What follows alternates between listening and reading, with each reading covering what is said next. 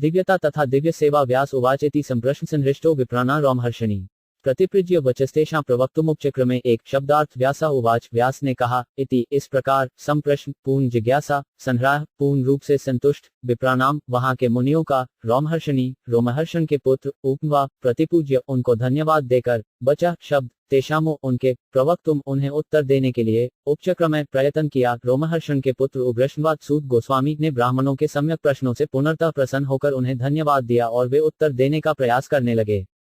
तात्पर्य, नैमिषारण्य के मुनियों ने सूत गोस्वामी से 6 प्रश्न पूछे और अब वे एक एक करके उनका उत्तर दे रहे हैं। सूत उवाच यम प्रत्रजंत मनुपेतम पेत कृत्यम त्वैपायनो विरहकातर आजुहाव पुत्रेति तन्मयतया तरवो 5 भिन्नदुस्तम सर्वभूत हृदयम मुनिमानतो 5 2 शब्दार्थ। सूता उवाच, सूत गोस्वामी ने कहा, यम जिसको, प्रत्नजंतम लेते समय, अनुपेत जनेऊ यज्ञोपतीत संस्कार किए बिना, अपैत संस्कार न करके, कृत्यम करणीय कर्तव्य, द्वेषान व्यासदेव ने, विरह वियोग से, कातर भयभीत होकर, आजुहाव पुकारा, पुण्यति हे पुत्र, तत्मयतया इस प्रकार लीन होकर, तरब सारी वृक्षों ने, अभिनयदु उत्तर दिया, तमु उसको, सर्व समस्त भूत जीवों के, हृदयमु हृदय मुनिम मुनि को, आंता हस्मी नमस्कार करता हूँ। श्री सूत गोस्वामी ने कहा, मैं उन महामुनि शुकदेव गोस्वामी को सादर नमस्कार करता हूँ जो सबों के हृदय में प्रवेश करने में समर्थ हैं। जब वे यज्ञोपवीत संस्कार अथवा उच्च जातियों द्वारा किए जाने वाले अनुष्ठानों को संपन्न किए बिना संन्यास ग्रहण करने चले गए तो उनके पिता व्यासदेव उनके वियोग के भय से आतुर होकर चिल्ला उठे, हे पुत्र। उस समय जो वैसी ही वियोग की भावना में लीन थे, केवल ऐसे वृक्षों ने शोकग्रस्त पिता के शब्दों का प्रतिध्वनि के रूप में उत्तर दिया। तात्पर्य, वर्ण तथा आश्रम प्रथा में अनुयायियों द्वारा पालन करने के लिए अनेक कर्तव्य निर्दिष्ट किए गए हैं। ऐसे कर्तव्यों में निर्देश है कि वेदों का अध्ययन करने वाले जिज्ञासु को प्रामाणिक गुरु के पास जाकर अपने को शिष्य के रूप में स्वीकार करने की प्रार्थना करनी होती है। जो प्रामाणिक गुरुओं अथवा आचार्य से वेदों का अध्ययन करने के लिए सुयोग्य हैं, जनेऊ यज्ञोपवीत उनका प्रतीक है। श्री शुकदेव गोस्वामी ने ये संस्कार नहीं किए, क्योंकि वे जन्म से ही मुक्तात्मा थे। सामान्य रूप से मनुष्य साधारण जीव के रूप में जन्म लेता है और शुद्धिकरण संस्कारों के द्वारा उसका दोबारा जन्म होता है। जब उसे नया प्रकाश दिखता है और वह आध्यात्मिक उन्नति के लिए दिशा खोजता है, तो वेदों के उपदेश हेतु वह गुरु के पास जाता है। गुरु केवल निष्ठावान जिज्ञासु को ही शिष्य रूप में अपनाते हैं और उसे जनेऊ यज्ञोपवीत प्रदान करते हैं। इस प्रकार से मनुष्य दूसरी बार जन्मता है या द्विज बनता है। द्विज बनने के बाद वह वेदों का अध्ययन करता है और वेदों में पटु होने पर वह विप्र बनता है। विप्र या योग्य ब्राह्मण परम ब्रह्म का साक्षात्कार करता है और तब तक आध्यात्मिक जीवन में उन्नति करता रहता है, जब तक वह वैष्णव अवस्था तक नहीं पहुंच जाता। वैष्णव अवस्था यह किसी ब्राह्मण के लिए स्नातकोत्तर अवस्था है। प्रगतिशील ब्राह्मण को निश्चित रूप से वैष्णव बनना चाहिए, क्योंकि वैष्णव ही स्वरूप से विद्वान ब्राह्मण होता है। श्री शुकदेव गोस्वामी प्रारंभ से ही वैष्णव थे, अतः उन्हें वर्णाश्रम धर्म के संस्कारों की कोई आवश्यकता न थी।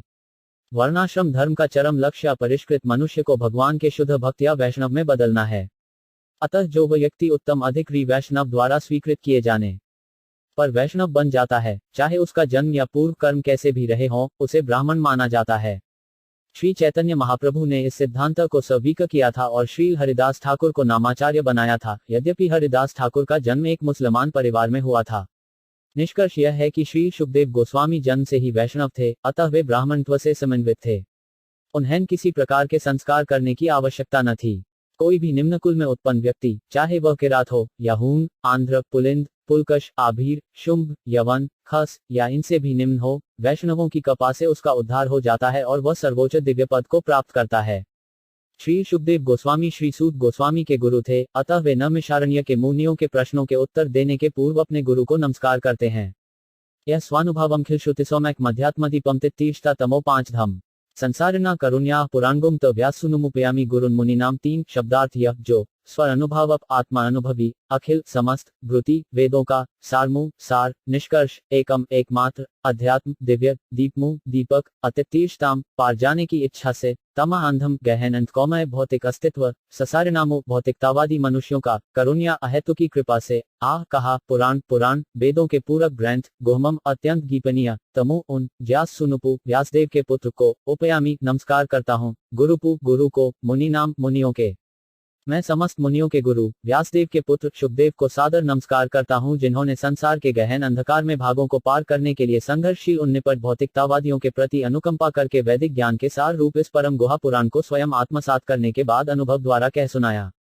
तात्पर्य, इस स्तुति में श्री सूत गोस्वामी श्रीमद् भागवत की पूर्ण भूमिका का सार प्रस्तुत करते हैं। शशीमदब गवत वेदांत सूत्रों की सहज पूरक टीका है।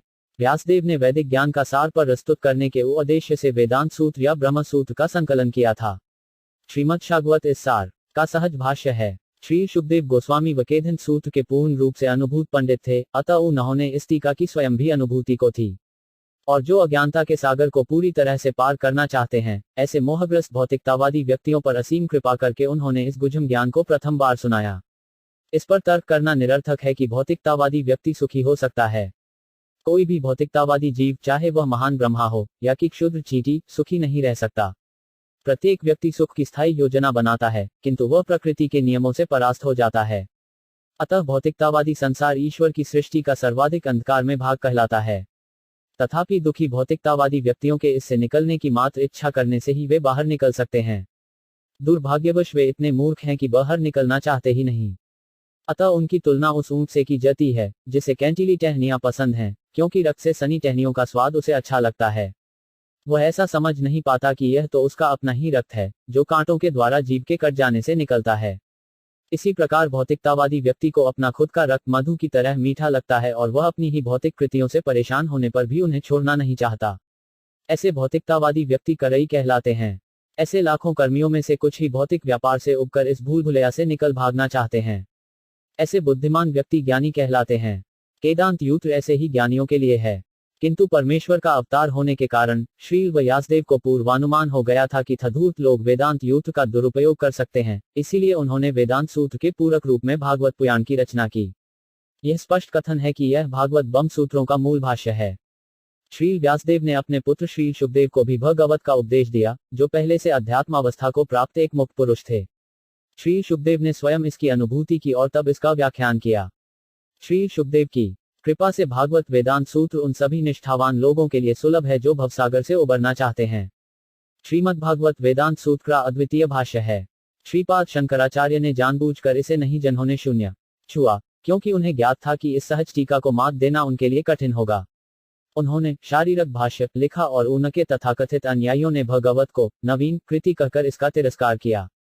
भागवत के विरुद्ध मायावाद संप्रदाय द्वारा ऐसे प्रचार से किसी को भ्रमित नहीं होना चाहिए।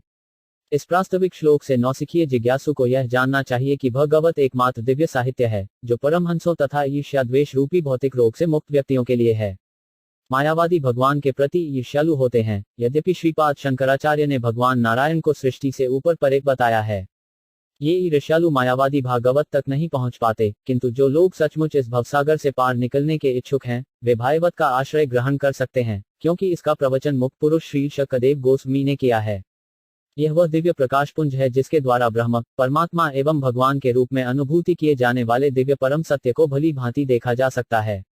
नारायण नमस्कृत्य नर चैव नरोत्तमम देवी सरस्वती व्यासम ततो जयमुदीरेत। 4 शब्दार्थ नारायणम भगवान को नमः कृत्य नमस्कार करके, नर्मक्र एच तथा नारायण ऋषि को नर उत्तमम सर्वश्रेष्ठ मनुष्य, देवीमु देवी, सरस्वतीम विद्या की अधिष्ठात्री को, व्यासमा व्यासदेव को, तथा तत्पश्चात जबमु विजय प्राप्त करने के लिए उदीरथित घोषित करे। विजय के साधन स्वरूप इस श्रीमद्भागवत का पाठ करने सुनने के पूर्व मनुष्य को चाहिए कि वह श्री भगवान नारायण को, नरोत्तम नर नारायण ऋषि को, विद्या की देवी माता सरस्वती को तथा ग्रंथकार श्री व्यासदेव को नमस्कार करे। तात्पर्य, सारा वैदिक साहित्य तथा सारे पुराण इस भौतिक जगत के गहनतम भागों पर विजय प्राप्त करने के लिए हैं। जीव अनादिकाल से भौतिक इंद्रिय तृप्ति के प्रति आसक्त होने के कारण ईश्वर के साथ अपने संबंध को भूल चुका है। इस भौतिक जगत में उसका जीवन संघर्ष अविरत चलने वाला है और इसके लिए कोई योजना बनाकर जीव का इसमें से निकल पाना संभव नहीं है। यदि वह इस अविरत जीवन संघर्ष पर विजय पाना चाहता है, तो उसे ईश्वर के साथ अपने नित्य संबंध को पुनः स्थापित करना होगा। जो भी इस प्रकार के निवारक उपाय अपनाना चाहता है, उसे वेदों तथा पुराणों जैसे साहित्य का आश्रय लेना होगा। मूर्ख लोगों का कहना है कि पुराणों का वेदों से किसी प्रकार का संबंध नहीं है, किंतु ये पुराण विभिन्न प्रकार के लगोन के लिए वेदों की पूरक व्याख्याएं हैं। सभी मनुष्य एक से नहीं होते। कुछ लोग सतोगुणी होते हैं, कुछ रजोगुणी होते हैं और कुछ तमोगुणी होते हैं।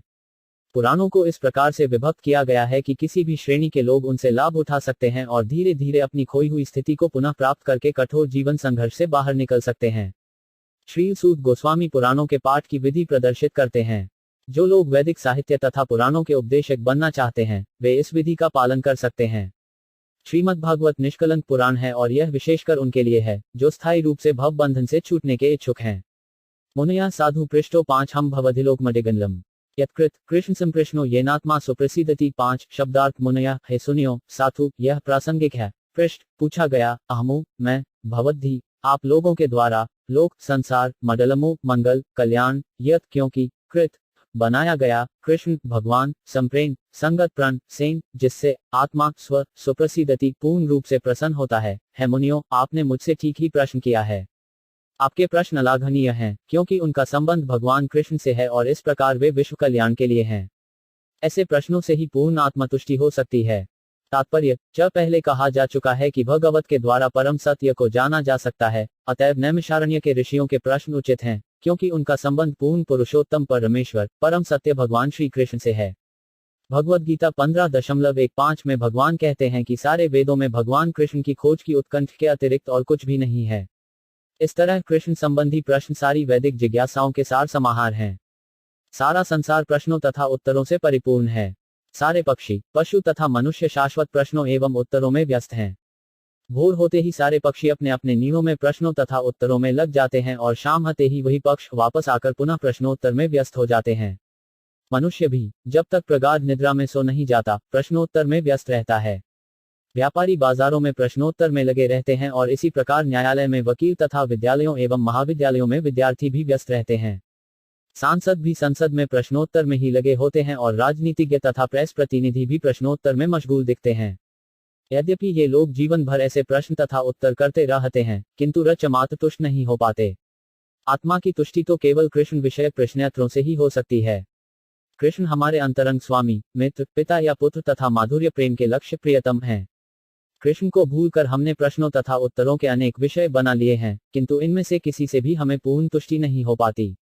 कृष्ण के अतिरिक्त सारी वस्तुएं क्षणिक तुष्टि प्रदान करने वाली हैं, अतः यदि हम पूर्ण तुष्टि चाहते हैं तो हमें कृष्ण विषयक प्रश्नों तथा उत्तरों को ग्रहण करना होगा।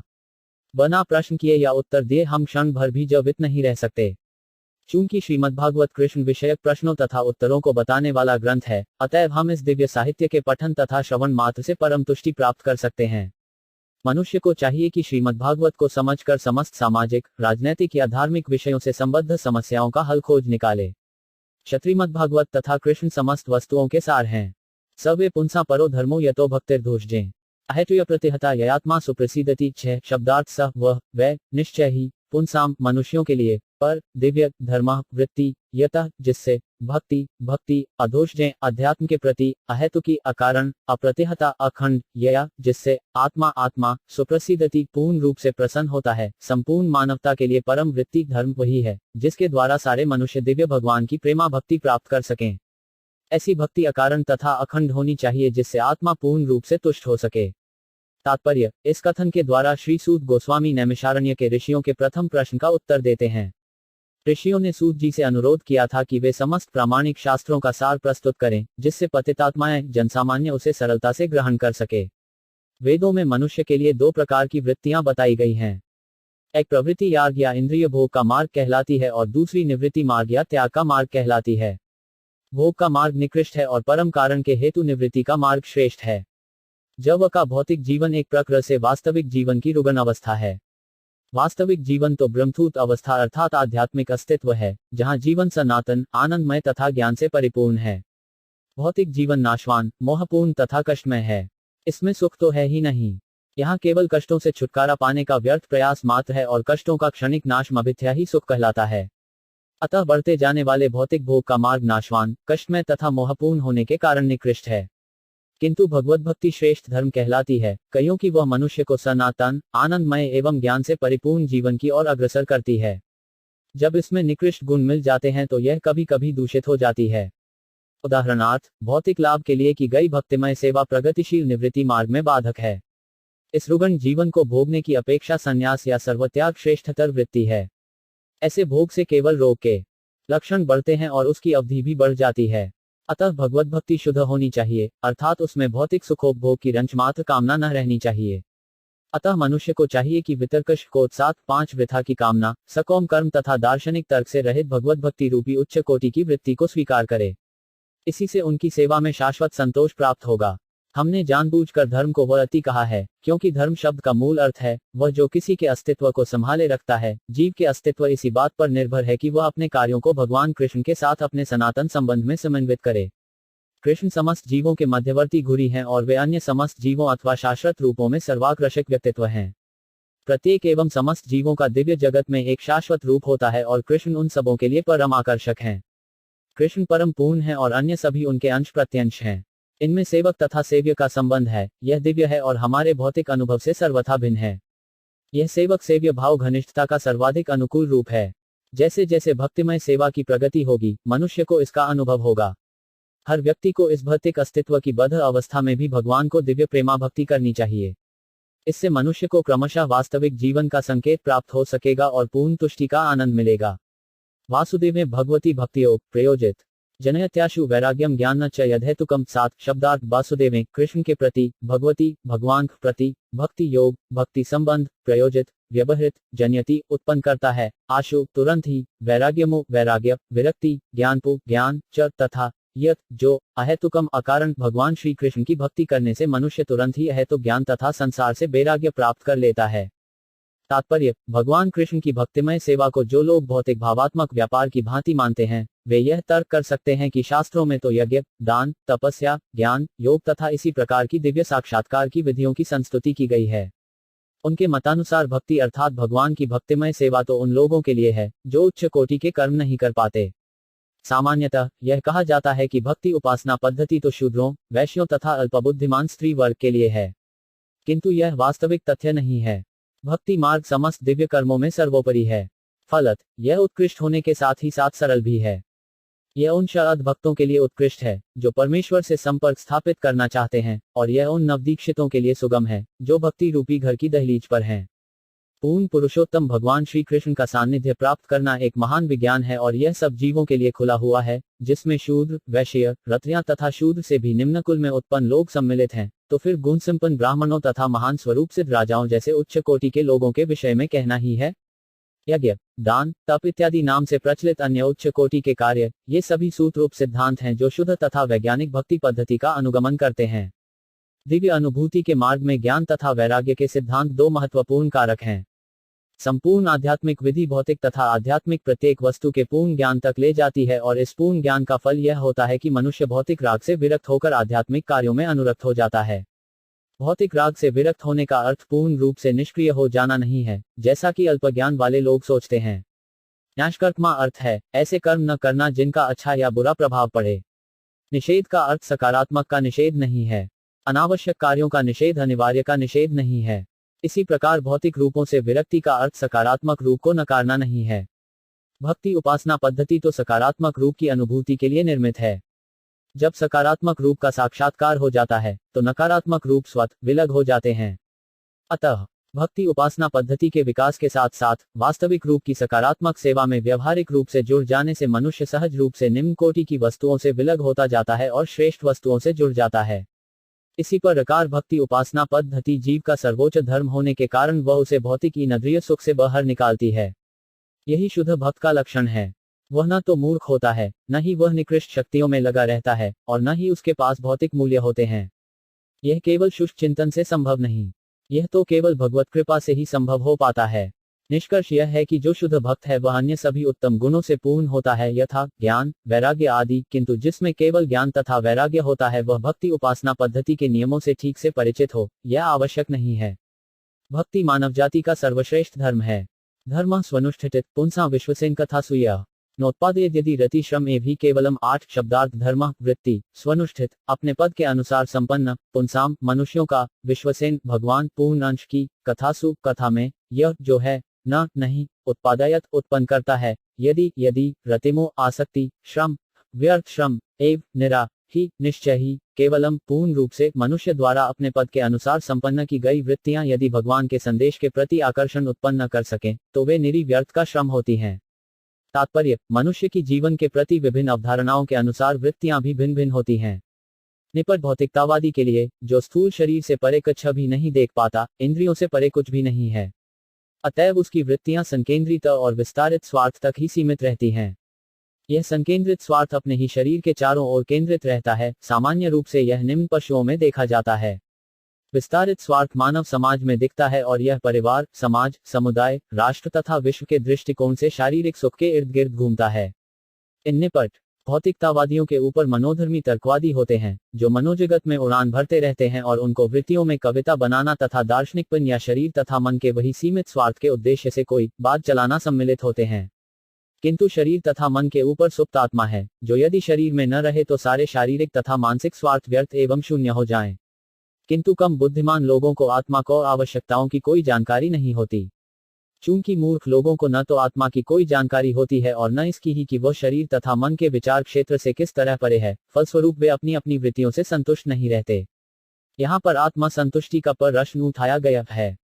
आत्मा स्थूल शरीर तथा सूक्ष्म मन से परे है। वह शरीर तथा मन का एक सशक्त सक्रिय तत्व है। सुप्त आत्मा की आवश्यकता को जाने बिना केवल शरीर तथा मन को तुष्ट करके कोई सुखी नहीं रह सकता। शरीर तथा मन तो आत्मा के व्यर्थ के बाह्य आवरण मात्र हैं। आत्मा की आवश्यकताएं पूरी होनी ही चाहिए। केवल पंछी के पिंजड़े की सफाई करके पंछी को प्रसन्न नहीं किया जा सकता। मनुष्य को इस पंछी की खुद की आवश्यकताएं जाननी चाहिए। आत्मा की आवश्यकता यह है कि वह भौतिक बंधन के संकुचित क्षेत्र से बाहर निकलना चाहता है और पूर्ण स्वतंत्रता को और अपनी इच्छा को पूरा करना चाहता है। वह इस विशालतर बयान को आच्छादित दीवालों के बाहर जाना चाहता है। वह स्वतंत्र प्रकाश तथा आत्मा का दर्शन करना चाहता है। उसे पूरी स्वतंत्रता तब प्राप्त होती है जब वह पूर्ण आत्मा भगवान को मिलता है। प्रत्येक प्राणी में ईश्वर के प्रति प्रसुप्त स्नेह रहता है। आध्यात्मिक जीवन का प्राकट्य स्थूल शरीर तथा मन के माध्यम से स्थूल तथा सूक्ष्म पदार्थ के प्रति विकृत प्रेम के रूप में होता है। अतएव हमें उन वृत्तियों धर्म में लगना होता है जिनसे हमारी दैवी चेतना जगे। ऐसा परमेश्वर की दिव्य लीलाओं के श्रवण एवं कीर्तन द्वारा ही संभव है और ऐसी कोई भी वृत्ति जो मनुष्य को परमेश्वर के दिव्य संदेश का श्रवण तथा कीर्तन करने में अनुरक्त नहीं करती है, यहाँ पर ऐसी वृत्ति को समय का अपव्यय बताया गया है। ऐसा इसलिए है कि अन्य वृत्तियां चाहे वे किसी भी वाद के रूप में हो, आत्मा को मुक्ति नहीं दिला सकती। यहाँ तक कि मोक्षकामियों के कर्म भी व्यर्थ माने जाते हैं, क्योंकि वे समस्त स्वतंत्रताओं के मूल स्रोत को नहीं जान पाते।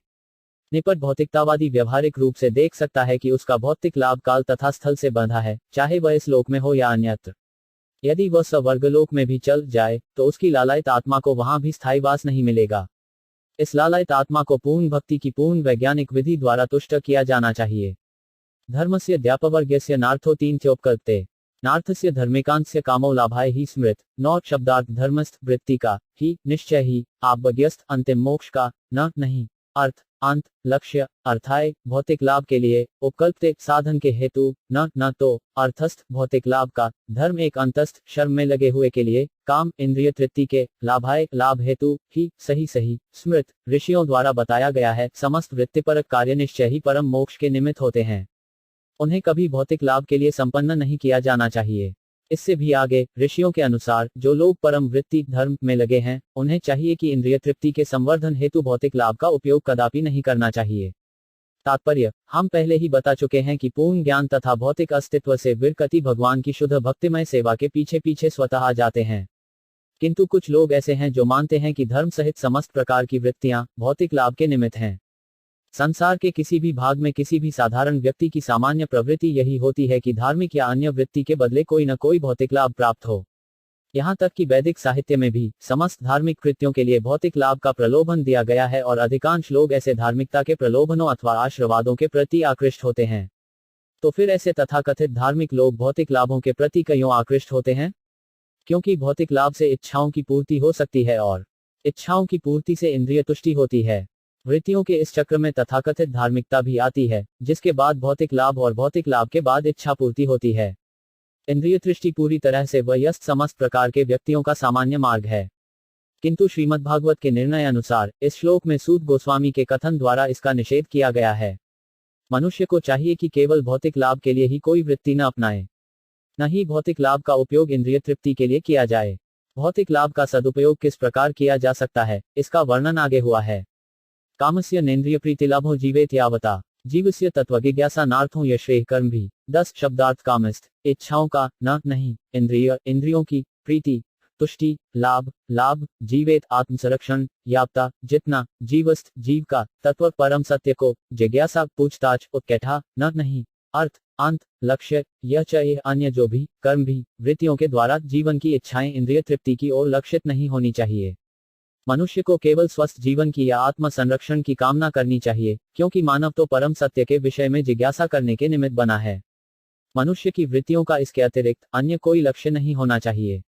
तात्पर्य, पूर्ण रूप से मोहग्रस्त भौतिक सभ्यता गलत तरीके से इंद्रिय तृप्ति को इच्छापूर्ति को दिशा में अग्रसर है। ऐसी सभ्यता में जीवन के सभी क्षेत्रों में इंद्रिय तृप्ति ही चरम लक्ष्य होता है। चाहे राजनीति हो या कि समाज सेवा, परोपकार, परहितवाद या धर्म, यहाँ तक कि मोक्ष में भी वही इंद्रिय तृष्टि के रंग की प्रधानता बढ़ती ही जा रही है।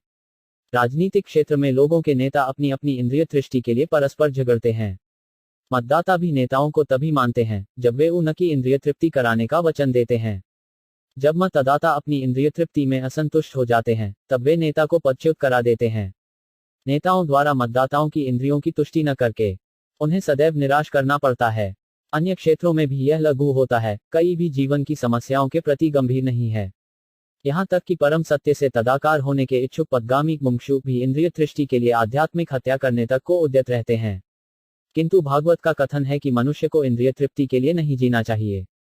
इंद्रियों की तुष्टि वहीं तक की जय जहां तक आत्म संरक्षण हेतु आवश्यकता हो, इन इंद्रिय तृप्ति के लिए नहीं। चूंकि शरीर इंद्रियों से बना है और ये इंद्रियां कुछ न कुछ तुष्टि चाहती हैं, अतः ऐसी इंद्रियों की तुष्टि के लिए कुछ विधि विधान बनाए गए हैं। कतु इंद्रियां अनियंत्रित भोग के लिए नहीं है। उदाहरणार्थ, विवाह यानी स्त्री तथा पुरुष की युति संतानोत्पत्ति के लिए आवश्यक है, किंतु यह इंद्रिय भोग के लिए नहीं होता। स्वेच्छा निरोध के अभाव में परिवार नियोजन के लिए प्रचार करना पड़ता है। कतु मुंह रख लोग यह नहीं जानते हैं कि परम सत्य की खोज में लगते ही स्वतः परिवार नियोजन हो जाता है। परम सत्य की खोज करने वाले कभी भी अनावश्यक इंद्रिय तृप्ति के प्रति आकर्षित नहीं होते, क्योंकि परम सत्य की खोज के कार्य में वे पूरी तरह व्यस्त रहते हैं। अतएव जीवन के प्रत्येक क्षेत्र में परम सत्य की खोज को ही चरम लक्ष्य बनाना चाहिए। इससे मनुष्य सुखी होगा, क्योंकि वह तरह तरह की इंद्रिय तृप्ति में कम लिप्त होगा। और वह परम सत्य क्या है, इसकी व्याख्या आगे की गई है। वदंती वहमेति परमात्मेति भगवानेति शब्दते 11 शब्दार्थ। वदंती वे कहते हैं, वह तत्वविदः विद्वान लोग, तत्वम परम सत्य को, यत जो ज्ञानमु ज्ञान, अद्व्युप भद्वित, ब्रह्म इति ब्रह्म नाम से जाना जाने वाला, परमात्मा इति परमात्मा नाम से जाना जाने वाला, भगवान इति भगवान नाम से जाना जाने वाला, शब्दते कहलाने वाले हैं। परम सत्य को जानने वाले विद्वान अध्यात्मवादी तत्वविद इस अथय तत्व को ब्रह्म, परमात्मा या भगवान नाम से पुकारते हैं। तात्पर्य, परम सत्य ज्ञाता तथा ज्ञेय दोनों हैं और इनमें कोई गुणात्मक भेद नहीं है। अतः ब्रह्म, परमात्मा तथा भगवान गुणात्मक रूप से एक ही हैं। इसी को उपनिषदों के जिज्ञासु निर्विशेष ब्रह्म के रूप में, हिरण्यगर्भ या योगीजन अंतर्यामी परमात्मा के रूप में तथा भक्तगण भगवान के रूप में अनुभव करते हैं। दूसरे शब्दों में, भगवान अर्थात परमेश्वर का स्वरूप परम सत्य का अंतिम शब्द है। परमा भगवान का आंशिक स्वरूप है और निर्विशेष ब्रह्म भगवान का वैसा ही तेज है, जैसे कि सूर्य की किरणें सूर्यदेव के लिए हैं। कभी कभी उपर्युक्त दोनों विचारधाराओं के अल्पज्ञ जिज्ञासु अपनी अपनी अनुभूति के पक्ष में तर्क करते हैं, किंतु जो लोग परम सत्य के वास्तविक दृष्टा हैं, वे अच्छी प्रकार जानते हैं कि एक ही परम सत्य के ये तीन लक्षण भिन्न भिन्न दृष्टिकोणों से भिन्न भिन्न दिखते हैं। जैसा कि भागवत के प्रथम अध्याय के प्रथम श्लोक में कहा गया है, परम सत्य परम पूर्ण, सर्वज्ञ तथा सापेक्षता के मोह से सर्वथा मुक्त हैं। इस सापेक्ष जगत में ज्ञाता ज्ञेय से भिन्न होता है, किंतु परम सत्य में ज्ञाता और ज्ञेय एक ही होते हैं। सापेक्ष जगत में ज्ञाता जीवंत आत्मा या पराशक्ति है, जबकि ज्ञेय निष्क्रिय पदार्थ या अपराशक्ति के रूप में होता है। अतः यहाँ परा तथा अपराशक्ति का द्वैत है, किंतु निरपेक्ष जगत में ज्ञाता तथा ज्ञेय दोनों एक ही पराशक्ति के होते हैं। परम शक्तिमान की तीन प्रकार की शक्तियां होती हैं। शक्ति तथा शक्तिमान में कोई अंतर नहीं होता, लेकिन शक्तियों की गुणवत्ता में अंतर होता है। परम जगत तथा जीवात्माएं एक ही पराशक्ति से बने हैं, लेकिन यह भौतिक जगत अपराशक्ति है। जीव अपराशक्ति के संपर्क में रहने से मोहग्रस्त हो जाता है और यह सोचता है कि वह अपराशक्ति से संबंधित है। अतः भौतिक जगत में सापेक्षता का भाव है, किंतु परम पूर्ण में ज्ञाता तथा ज्ञेय में अंतर नहीं होता और प्रत्येक वस्तु पूर्ण परम होती है। तच्छुद्धधना मुनयो ज्ञानवैराग्ययुक्तया पश्यन्त्यात्मनि चात्मान्न भक्त्या शुद्धगृहीतया। 12 शब्दार्थ ततु वह वृद्धाना गंभीर जिज्ञासु मुंथा सुनिगण ज्ञान ज्ञान वैराग्य वैराग्य युक्तया से समन्वित पश्यन्ति देखते हैं आत्मनि अपने में च तथा आत्मान्मु परमात्मा को भक्त्या भक्ति से श्रुत वेद से गृहीतया भली भांति ग्रहण किया गया ज्ञान तथा वैराग्य से समन्वित गंभीर जिज्ञासु या मुनि वेदांत श्रुति के श्रवण से ग्रहण की हुई भक्ति द्वारा परम सत्य की अनुभूति करता है। तात्पर्य, भगवान वासुदेव जो परम सत्य की पूर्ण अभिव्यक्ति के समान है, उनकी भक्तिमय सेवा की प्रक्रिया से परम सत्य की अनुभूति होती है। ब्रह्म उनका दिव्य शारीरिक तेज है और परमात्मा उनका आंशिक स्वरूप है। फलत ब्रह्म या परमात्मा की अनुभूति परम सत्य की आंशिक अनुभूति मात्र है। मनुष्य चार प्रकार के होते हैं: कर्मी, ज्ञानी, योगी तथा भक्त। कर्मी भौतिकतावादी होते हैं, किंतु शेष तीन अध्यात्मवादी होते हैं। भक्त प्रथम श्रेणी के अध्यात्मवादी होते हैं, जिन्होंने परम पुरुष का साक्षात्कार कर लिया है। दूसरी श्रेणी में वे अध्यात्मवादी आते हैं, जिन्होंने परम पुरुष के पूर्ण अंश का आंशिक साक्षात्कार किया है, और तीसरी श्रेणी में वे आते हैं जिन्हें परम पुरुष को दिव्य झांकी का आभास मात्र होता है। जैसा कि भगवद्गीता तथा अन्य वैदिक ग्रंथों में कहा गया है, परम पुरुष का साक्षात्कार भक्तिमय सेवा द्वारा किया जाता है, जिसके पीछे पूर्ण ज्ञान तथा भौतिक संगति से वैराग्य सन्निहित रहते हैं। हम पहले ही बता चुके हैं कि भक्तिमय सेवा के बाद ज्ञान तथा भौतिक संगति से वैराग्य आते हैं। चूंकि ब्रह्म तथा परमात्मा की अनुभूति उन परम सत्य की अपूर्ण अनुभूतियां हैं, अतः ब्रह्म तथा परमात्मा को प्राप्त करने के साधन अर्थात ज्ञान तथा योग मार्ग भी परम सत्य को अनुभूति के अपूर्ण साधन हैं। भक्ति ही एकमात्र पूर्ण विधि है जिससे गंभीर जिज्ञासु को परम सत्य की अनुभूति हो सकती है। कईयों की भक्ति की नींव पूर्ण ज्ञान तथा भौतिक संग से वैराग्य के ऊपर खड़ी होती है और वेदांत श्रुति के श्रवण द्वारा सुदृढ़ होती है। अतः ऐसा नहीं है कि भक्ति अल्पज्ञ अध्यात्मवादियों के निमित्त होती है। भक्तों की तीन श्रेणियां हैं: प्रथम, द्वितीय तथा तृतीय। तृतीय श्रेणी के भक्त या नवदीक्षित भक्त, जो ज्ञान विहीन होते हैं, वे भौतिक संगति से विरक्त नहीं होते। वे तो मंदिर में अर्चा विग्रह की पूजा की प्रारंभिक प्रक्रिया के प्रति ही आकृष्ट होते हैं। ऐसे भक्त भौतिक भक्त कहलाते हैं। ऐसे भक्त आध्यात्मिक लाभ की अपेक्षा भौतिक लाभ के प्रति अधिक आसक्त रहते हैं। अतः मनुष्य को इस भौतिक भक्ति से उन्नति करके भक्ति की द्वितीय अवस्था प्राप्त करनी होती है। इस द्वितीय अवस्था में भक्त को भक्ति की दिशा में चार तत्व दिखाई पड़ते हैं: परम ईश्वर, उनके भक्त, अज्ञानी तथा ईर्ष्यालु। मनुष्य को कम से कम इस द्वितीय श्रेणी के भक्त की अवस्था तक उठना होता है, जिससे वह परम सत्य को जानने का पात्र बन सके। अतः तृतीय श्रेणी के भक्त को भक्ति संबंधी अनुदेश भागवत के प्रामाणिक स्रोतों से प्राप्त करने होते हैं। पहली श्रेणी का भागवत सुस्थापित भक्त है और दूसरा है भागवत जो ईश्वर का संदेश है। अतः तृतीय श्रेणी के भक्त को भक्ति के उपदेशों की शिक्षा लेने के लिए किसी सच्चे भक्त के पास जाना होता है। ऐसा भक्त कोई व्यवसायी व्यक्ति नहीं होता, जो थाईवत को व्यापार समझकर अपनी जीविका कमाता हो। ऐसे भक्त को सूत गोस्वामी की तरह शुभदेव गोस्वामी का प्रतिनिधि होना चाहिए और उसे समस्त जनता के चतुर्दिक कल्याण के लिए भक्ति उपासना पद्धति का उपदेश करना चाहिए। नवजिज्ञासु भक्त को प्रामाणिक व्यक्तियों से सुनने में तनिक भी रुचि नहीं रहती। ऐसा नवजिज्ञासु भक्त अपनी इंद्रिय तृप्ति के हेतु किसी व्यावसायिक व्यक्ति से सुनने का दिखावा करता है। इस प्रकार के श्रवण तथा कीर्तन से सारा मामला गड़बड़ा गया है। अतः इस दोषपूर्ण विधि के प्रति अत्यंत सतर्क रहने को आवश्यकता है। भगवद्गीता या दिव्य विषय श्रीमद् भागवत में निहित भगवान के दिव्य संदेश निस्संदेह दिव्य विषय हैं, किंतु ऐसा होते हुए भी उन्हें किसी व्यावसायिक व्यक्ति से ग्रहण नहीं करना चाहिए, क्योंकि वह उन्हें उसी प्रकार दूषित कर देता है जिस प्रकार सर्प अपनी जीभ के स्पर्श मात्र से दूध को विषाक्त कर देता है। अतएव निष्ठावान भक्त को चाहिए कि वह अपनी उन्नति के लिए उपनिषद, वेदांत जैसे वैदिक साहित्य को तथा पूर्ववर्ती आचार्यों अथवा गोस्वामियों द्वारा छोड़े गए संकलित अन्य साहित्य को सुने। ऐसे साहित्य का श्रवण किए बिना मनुष्य सच्ची उन्नति नहीं कर सकता। बिना श्रवण किए तथा आदेशों का पालन किए बिना भक्ति का प्रदर्शन निरर्थक है और यह भक्ति के पथ में अवरोध जैसा है। अतएव जब तक श्रुति, स्मृति, पुराण या पश्चात प्रमाणों जैसे सिद्धांतों पर भक्ति स्थापित न हो, तब तक भक्ति के ऐसे प्रदर्शन को तत्काल त्याज्य समझना चाहिए। किसी अनधिकृत भक्त को कभी भी शुद्ध भक्त की मान्यता नहीं दी जानी चाहिए। वैदिक साहित्य से ऐसे संदेशों को आत्मसात करके अपने भीतर अंतर्यामी परमात्मा को निरंतर देखा जा सकता है।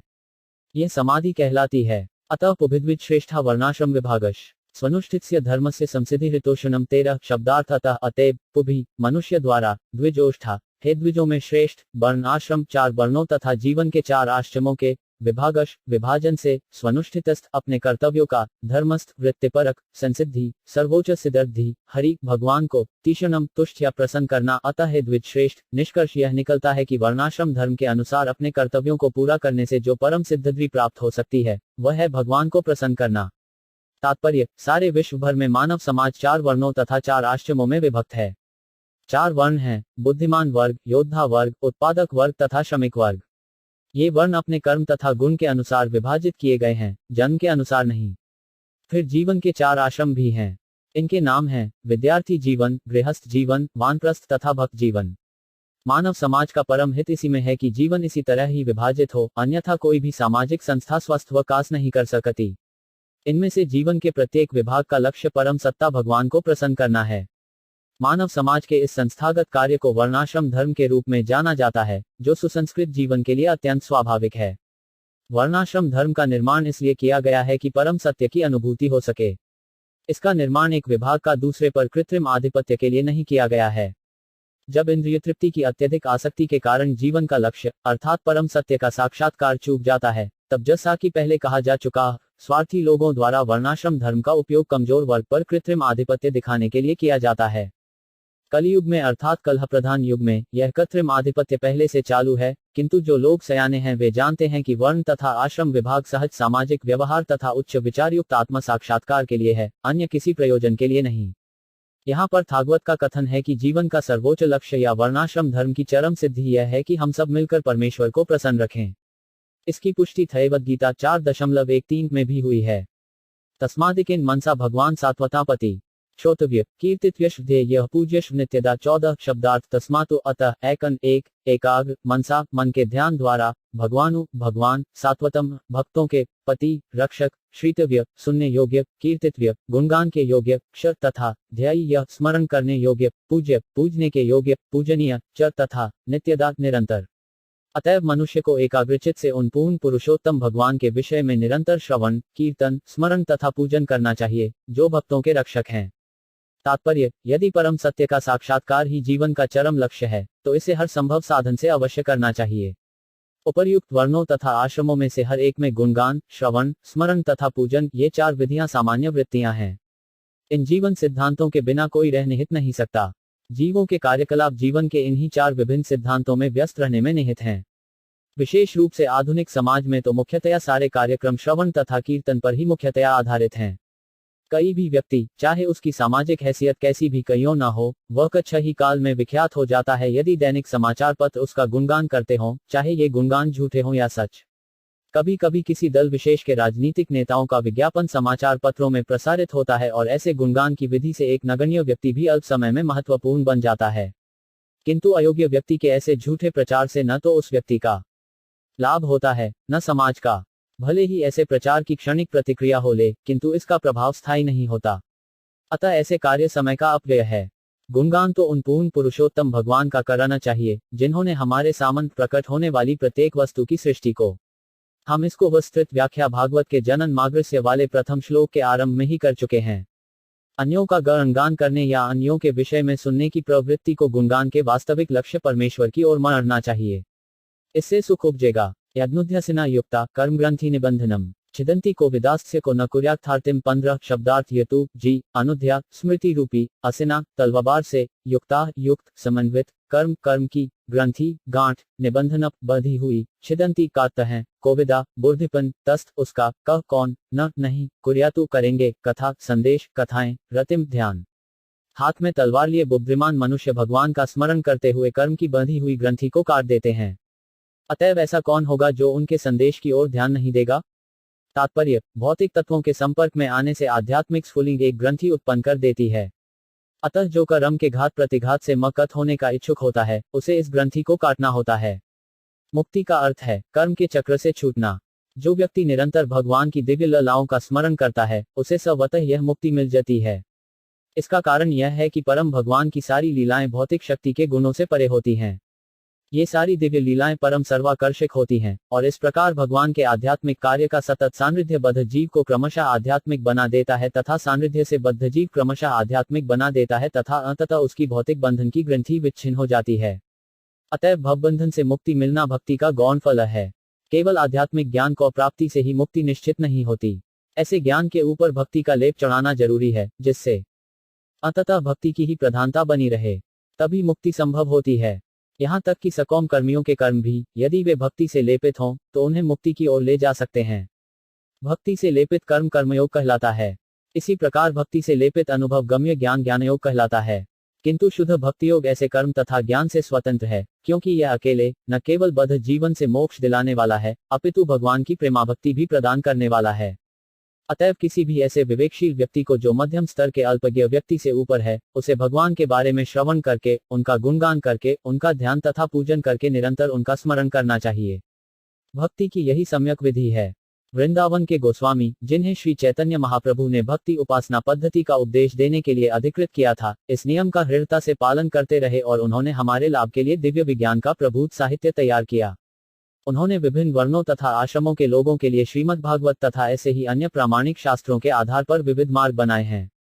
शुश्रूष श्रद्धानस्य वासुदेव कथा रुचि स्यान्मत्स्यव्या विप्रा पुण्यतीर्थ निशेषनाथ 16 शब्दार्थ शब्रुषि श्रवण में व्यस्त वृद्धानस्त श्रद्धापूर्वक वासुदेव की कथा संदेश कथा में रुक्षि लगाव स्थातु संभव बन जाता है। महत सेवया शुद्ध भक्तों की सेवा करके विप्रा हे द्विजगण पुण्य तीर्थ समस्त पापों से शुद्ध हुओं की निषेवनाथ सेवा से हे द्विजो जो भक्त समस्त पापों से पूर्ण रूप से मुक्त हैं, उनकी सेवा करने से महान सेवा हो जाती है। ऐसी सेवा से वासुदेव की कथा सुनने के प्रति लगाव उत्पन्न होता है। तात्पर्य, जीव के बद्ध जवन का कारण भगवान के विरुद्ध विद्रोह। कुछ व्यक्ति ऐसे हैं जो देव कहलाते हैं और कुछ ऐसे हैं जो अयुर कहलाते हैं, क्योंकि ये परमेश्वर की सत्ता के विरुद्ध रहते हैं। भगवद गीता 16वें अध्याय में असुरों का विशद वर्णन किया गया है, जिसमें कहा गया है कि उन्हें जन्म जन्मांतर अज्ञान की निम्नतर अवस्थाओं में रखा जाता है। अतः उन्हें पशु योनियों में रहना होता है, जिससे उन्हें परम सत्य भगवान की कोई जानकारी नहीं रहती। ये असुर भगवान की इच्छानुसार उनके मुक्त सेवकों की कृपा से विभिन्न देशों में धीरे धीरे ईश्वर चेतना में परिशोधित किए जाते हैं। ईश्वर के ऐसे भक्त भगवान के अंतरंग पार्षद होते हैं और जब वे समाज को ईश्वर विहीन होने के खतरे से बचाने के लिए आते हैं, तो वे ईश्वर के शक्तिशाली अवतार, उनके पुत्र, उनके दास या उनके पार्षद कहलाते हैं। किंतु इनमें से कोई भी मिथ्या तौर पर अपने को ईश्वर नहीं कहता। यह तो असुरों द्वारा घोषित निंदा है और ऐसे असुरों के दानवी अनुयायी भी इन बहुरूपियों को ईश्वर या उनका अवतार मान लेते हैं। प्रामाणिक शास्त्रों में भगवान के अवतार के विषय में निश्चित जानकारी मिलती है। जब तक प्रामाणिक से पुष्टि न हो ले, तब तक किसी को ईश्वर या ईश्वर का अवतार नहीं मानना चाहिए। वास्तव में जो भक्त भगवत धाम जाने के इच्छुक हैं, उन्हें चाहिए कि भगवान के सेवकों को भगवान के रूप में माने। भगवान के ऐसे दास महात्मा या तीर्थ कहलाते हैं और वे विशिष्ट देश काल के अनुसार उपदेश देते हैं। भगवान के सेवक लोगों को भगवत भक्त बनने के लिए प्रेरित करते हैं। वे कभी यह सहन नहीं कर सकते कि कोई उन्हें ईश्वर कहे। यद्यपि श्री चैतन्य महाप्रभु प्रामाणिक शास्त्रों के निर्देशानुसार साक्षात भगवान थे, किंतु वे भक्त की तरह बने रहे। जो लोग उन्हें ईश्वर रूप में जानते थे, वे उन्हें ईश्वर का हक पुकारते थे, किंतु तब वे अपने कानों को हाथों से बंद करके भगवान विष्णु के नाम का कीर्तन करने लगते थे। वे स्वयं को ईश्वर कहलवाने का घोर विरोध करते थे, यद्यपि वे निस्संदेह साक्षात भगवान थे। भगवान हमें उन धूर्तों से आगाह करने के लिए ऐसा आचरण करते हैं, जो अपने को ईश्वर कहलवाते हैं। ईश्वर के दास ईश्वरीय चेतना का प्रसार करने के लिए आते हैं। बुद्धिमान लोगों को चाहिए कि वे उनके साथ हर तरह से सहयोग करें। भगवान अपनी प्रत्यक्ष सेवा की अपेक्षा अपने दास की सेवा किए जाने से अधिक प्रसन्न होते हैं। भगवान तब अत्यधिक प्रसन्न होते हैं जब वे यह देखते हैं कि उनके भक्तों का समुचित आदर हो रहा है, क्योंकि वे भगवान की सेवा के लिए सभी प्रकार के कष्ट उठाते हैं, अतः वे उन्हें अत्यंत प्रिय होते हैं। भगवद गीता 18.69 में भगवान घोषित करते हैं कि उन्हें उस भक्त के समान अन्य कोई प्रिय नहीं है, जो उनकी महिमा का प्रचार करते हुए अपना सर्वस्व संकट में डालता है। भगवान सेवकों की सेव करके कोई भी धीरे धीरे उन सेवकों के गुणों को प्राप्त करता है और इस प्रकार वह भगवान की महिमा सुनने के योग्य बन जाता है। भगवत धाम में प्रवेश पाने के लिए भक्त की पहली योग्यता यह है कि वह भगवान के विषय में सुनने को उत्सुक हो।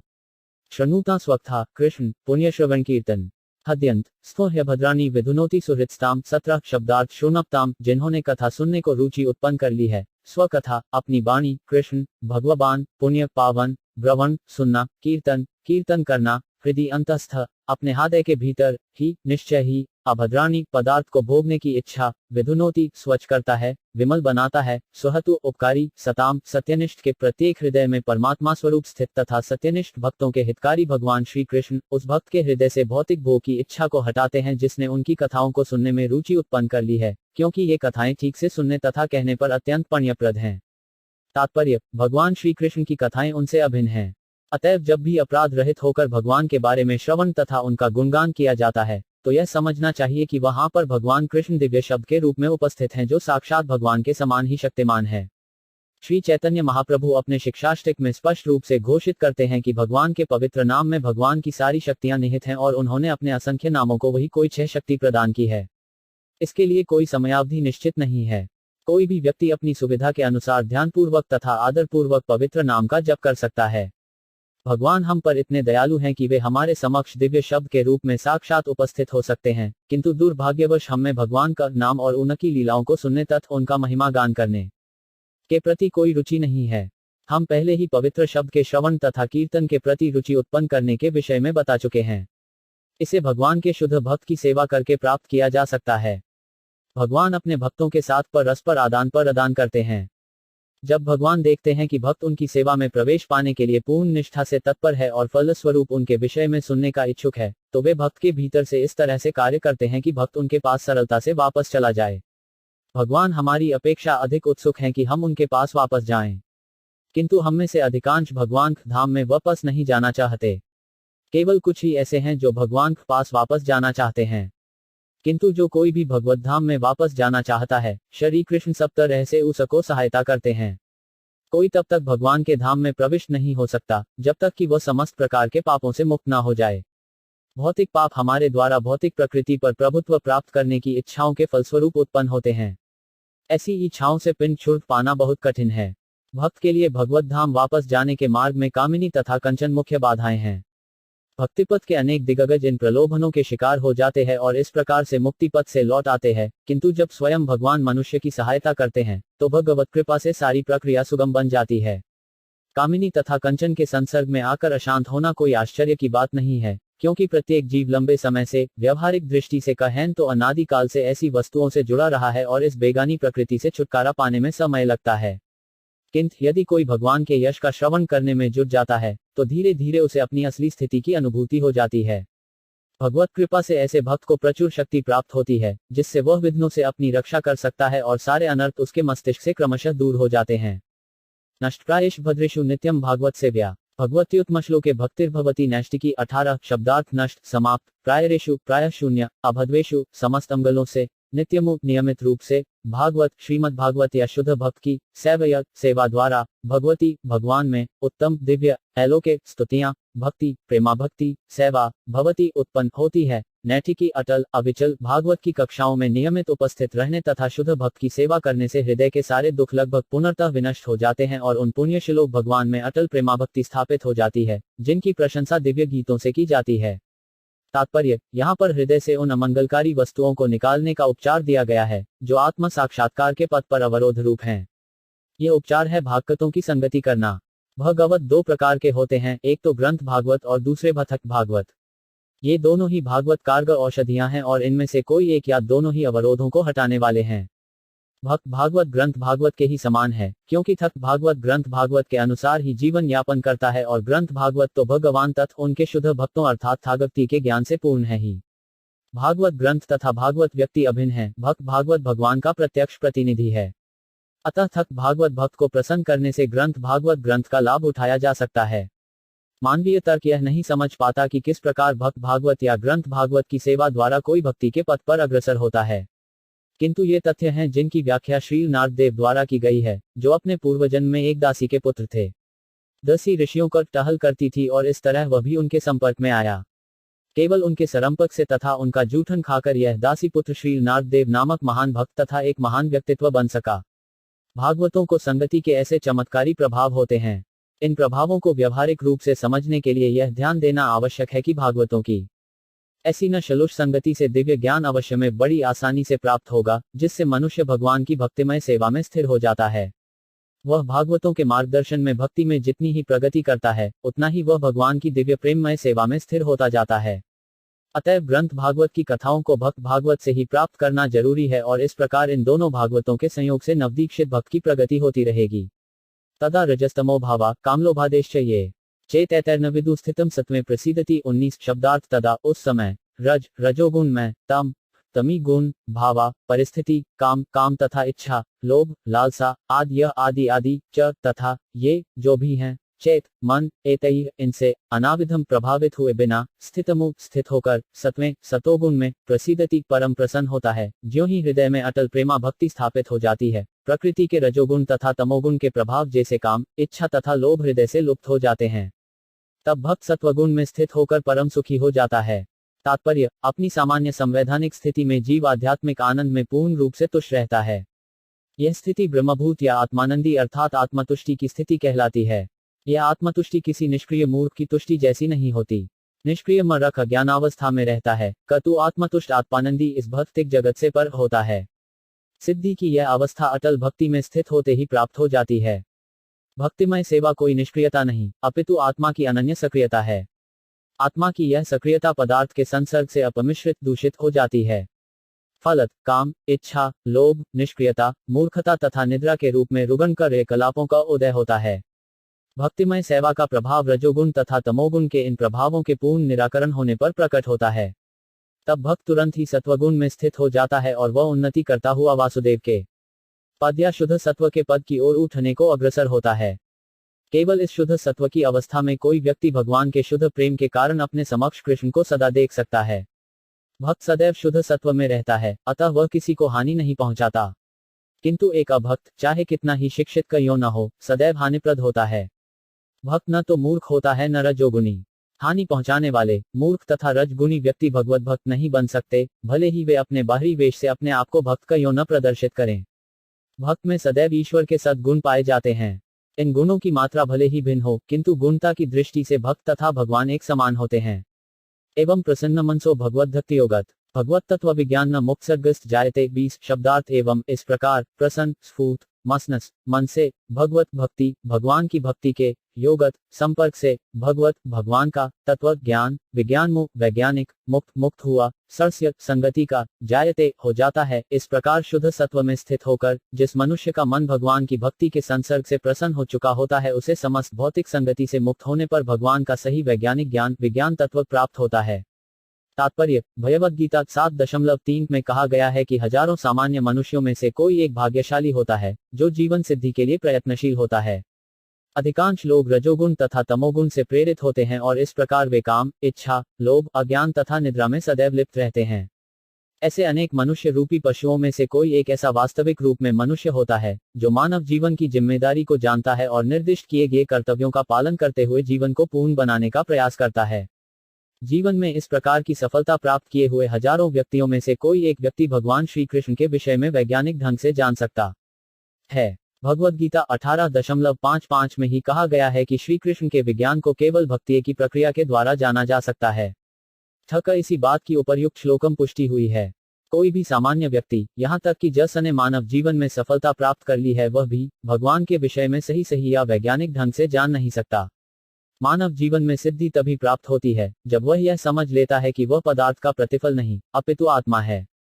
और ज्यों ही वह यह समझ लेता है कि उसे पदार्थ से कुछ लेना देना नहीं है, त्यों ही वह भौतिक लालसा त्याग देता है और आध्यात्मिक जीव के रूप में अनुप्राणित हो जाता है। यह सफलता तभी मिलती है जब मनुष्य रजोगुण तथा तमोगुण से ऊपर उठ गया हो, या दूसरे शब्दों में जब वह योग्यता के आधार पर वास्तविक रूप में ब्राह्मण हो। ब्राह्मण शब्द सत्व गुण का प्रतीक है।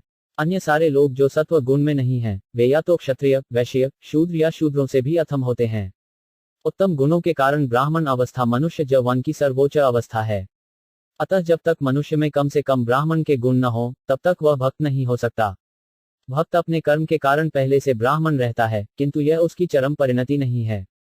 जैसा कि ऊपर कहा जा चुका है, ऐसे ब्राह्मण को वास्तव में दिव्य अवस्था प्राप्त करने के लिए वैष्णव होना चाहिए। शुद्ध वैष्णव मुक्त आत्मा होता है और ब्राह्मण पद से भी ऊपर होता है। भौतिक अवस्था में ब्राह्मण भी बद्ध जीव होता है, क्योंकि ब्राह्मण अवस्था में ब्रह्म बोध तो हो जाता है, किंतु परमेश्वर के विज्ञान का अभाव रहता है। मनुष्य को ब्राह्मण अवस्था को पार करके कसुदेव अवस्था प्राप्त करनी होती है ताकि वह भगवान कृष्ण को समझ सके। परमेश्वर का विज्ञान भगवत तत्व आध्यात्मिकता के स्नातकोत्तर छात्रों के अध्ययन का विषय है। मूर्ख या अल्पज्ञ लोग परमेश्वर को नहीं जान पाते, इसीलिए वे अपनी सनक के अनुसार कृष्ण की व्याख्या करते हैं। किंतु तथ्य यह है कि ब्राह्मण अवस्था प्राप्त करने पर भी भौतिक गुणों के कल्मश से मुक्त हुए बिना कोई भगवान के विज्ञान को नहीं समझ पाता। जब योग्य ब्राह्मण यथार्थ रूप में वैष्णव बन जाता है, तो वह मुक्ति की प्रबुद्धावस्था में यह जान पाता है कि वास्तव में भगवान का या है। विद्यते हृदय ग्रंथिश्छिद्यन्ते सर्वसंशया क्षीयन्ते चास्य कर्माणि दृष्ट एवात्मनीश्वरे 21 शब्दार्थ भिद्यते भिद जाती है। हृदय की ग्रंथि गांठें छिद्यन्ते खंड खंड हो जाते हैं, सर्व सभी संशया भ्रम संदेह क्षीयन्ते समाप्त हो जाते हैं, च तथा अस्य उसकी कर्माणि सकौम कर्मों की श्रृंखला इष्टे देखने के पश्चात एवं निश्चय ही आत्मनि स्वयं आत्मा को ईश्वर एक प्रधान या स्वामी में इस प्रकार हृदय की गांठ भिद जाती है और सारे संशय छिन्न भिन्न हो जाते हैं। जब मनुष्य आत्मा को स्वामी के रूप में देखता है तो सकोम कर्मों की श्रृंखला समाप्त हो जाती है।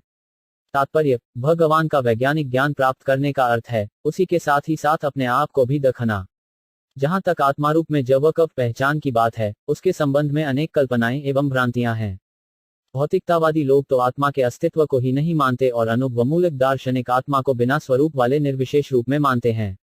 किंतु अध्यात्मवादी इस बात की पुष्टि करते हैं कि आत्मा तथा परमात्मा दो विभिन्न सत्ताएं हैं, जो गुणवत्ता में एक समान हैं किंतु परिमाण में भिन्न भिन्न हैं। बहुत से अन्य सिद्धांत भी हैं, किंतु जब भक्ति योग की विधि से श्री कृष्ण का यथार्थ साक्षात्कार हो जाता है तो ये भिन्न भिन्न कल्पनाएं वितर्क दूर हो जाती हैं। श्री कृष्ण सूर्य के समान है और परम सत्य विषयक भौतिकतावादी तर्क वितर्क गहनतम अर्धरात्रि के समान है। ज्यों ही हृदय में कृष्ण रूपी सूर्य उदित होता है, त्यों ही परम सत्य तथा जवात्मा संबंधी भौतिक कल्पनाओं का अंधकार दूर हो जाता है। सूर्य की उपस्थिति में अंधकार नहीं रह सकता और अज्ञान के अंधकार में छिपा सापेक्ष सत्य परमात्मा रूप में सबके हृदय में वास करने वाले कृष्ण की कृपा से स्पष्ट रूप से प्रकट हो जाता है। भगवद गीता 10.11 में भगवान कहते हैं कि अपने शुद्ध भक्तों पर विशेष अनुग्रह करने के लिए भगवान स्वयं अपने भक्त के हृदय में शुद्ध ज्ञान का प्रकाश उत्पन्न करके सारे संशयों के गहन अंधकार को दूर कर देते हैं। अतः भगवान द्वारा भक्त के हृदय को प्रकाशित करने का दायित्व अपने ऊपर लेने के कारण जो भक्त उनकी दिव्य प्रेमाभक्ति में लगा होता है वह अंधकार में नहीं रह सकता। उसे परम एवं सापेक्ष सत्य के विषय में सब कुछ ज्ञात होता रहता है। भक्त कभी भी अंधकार में नहीं रह सकता और चूंकि भगवान द्वारा उसे प्रकाश प्राप्त होता है, अतएव उसका ज्ञान निश्चय ही पूर्ण होता है। किंतु जो लोग अपनी खुद को सीमित शक्ति से चिंतन करते हैं, उनके साथ ऐसा नहीं होता। पूर्ण ज्ञान परंपरा या निगमनीय तर्क पूर्ण ज्ञान कहलाता है। यह एक प्राधिकारी से विनीत श्रोता तक पहुंचता है, जो सेवा तथा समर्पण द्वारा प्रामाणिक होता है। ऐसा नहीं है कि कोई परमेश्वर के प्रमाण को चुनौती भी दे और उन्हें जान भी ले। उन्हें अधिकार है कि ऐसे ललकारने वाले जीव के समक्ष प्रकट ही न हो, जो परम पूर्ण का क्षुद्र स्फुलिंग मात्र है और ऐसा स्फुलिंग जो माया के अधीन है। भक्तगण विनीत होते हैं, अतः यह दिव्य ज्ञान भगवान से ब्रह्मा को, ब्रह्मा से उनके पुत्रों तथा शिष्यों को क्रमानुसार प्राप्त होता है। इस विधि में ऐसे भक्तों के अंतःकरण में स्थित परमात्मा द्वारा सहायता मिलती है। दिव्य ज्ञान को सीखने की यही सही विधि है।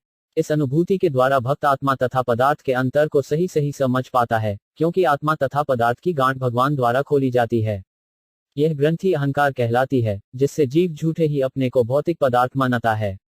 अतएव ज्यों ही यह ग्रंथि ढीली पड़ती है, संशय के सारे बदल तुरंत छट जाते हैं।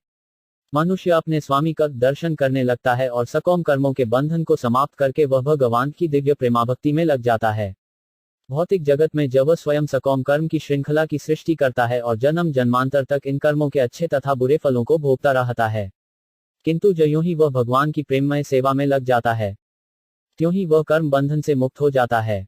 फिर उसके कर्मों से कोई प्रतिक्रिया उत्पन्न नहीं होती। अतो वह कवयो नित्यम भक्ति परम्या मुदा वासुदेव में भगवती कुर्व त्यात्म प्रसादनीम 22 शब्दार्थ। अतः अतएव वह निश्चय ही कब यह सारे अध्यात्मवादी नित्यमो अनादिकाल से भक्तिम भगवान की सेवा परम्या परम मुदा अत्यंत प्रसन्नता के साथ वासुदेव श्री कृष्ण में भगवती भगवान कुर्वती करते हैं। आत्मा आत्मा को प्रसादनीम जो प्रमुदित करने वाली है। अतएव निश्चय ही सारे अध्यात्मवादी अनंत काल से अत्यंत प्रसन्नता पूर्वक भगवान श्री कृष्ण की भक्ति करते आ रहे हैं, क्योंकि ऐसी भक्ति आत्मा को प्रमुदित करने वाली है। तात्पर्य, यहाँ पर विशिष्ट रूप से भगवान श्री कृष्ण की भक्ति की विशेषता का वर्णन हुआ है।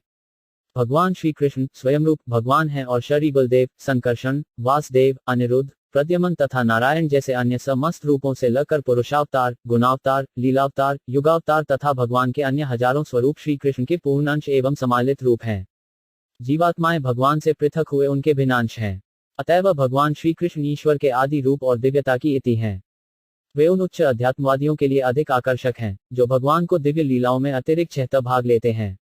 श्री कृष्ण तथा बलदेव के अतिरिक्त भगवान के अन्य रूपों के साथ वैसी घनिष्ठता स्थापित नहीं हो पाती जितनी की ब्रजभूमि में भगवान को दिव्य लीलाओं में होती है। ऐसा नहीं है कि श्री कृष्ण की दिव्य लीलाएं नहीं हों, जैसा कि कुछ अल्पज्ञ लोग समझते हैं। उनकी लीलाएं शाश्वत हैं और ब्रह्मा जी के एक दिन में एक बार यथा समय प्रकट होती हैं, जिस प्रकार प्रत्येक 24 घंटों की समाप्ति पर पूर्व में सूर्य का उदय होता है।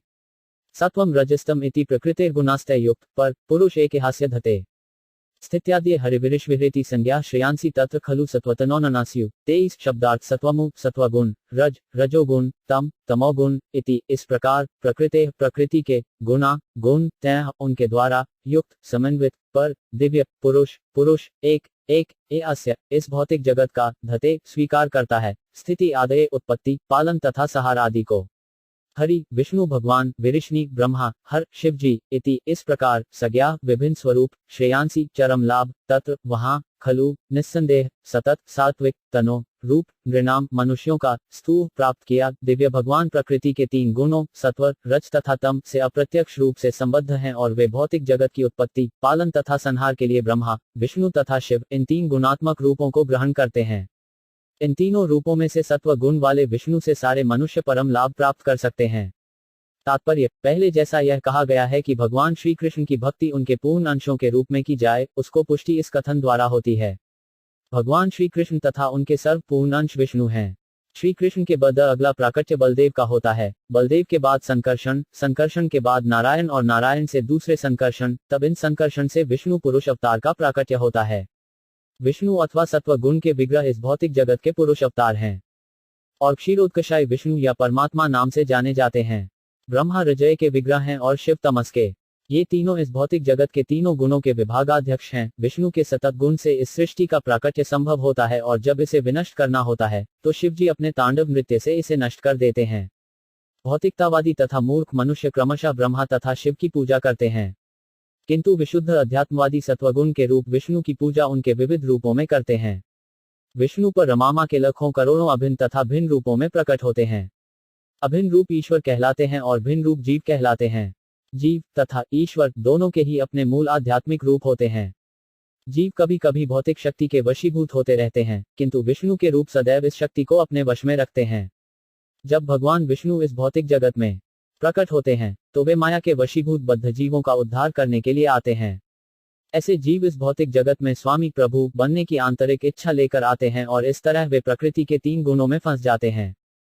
फल स्वरूप जीवों को विविध अवधि का बंदी जीवन बिताने के लिए अपना भौतिक आवरण बदलते रहना पड़ता है।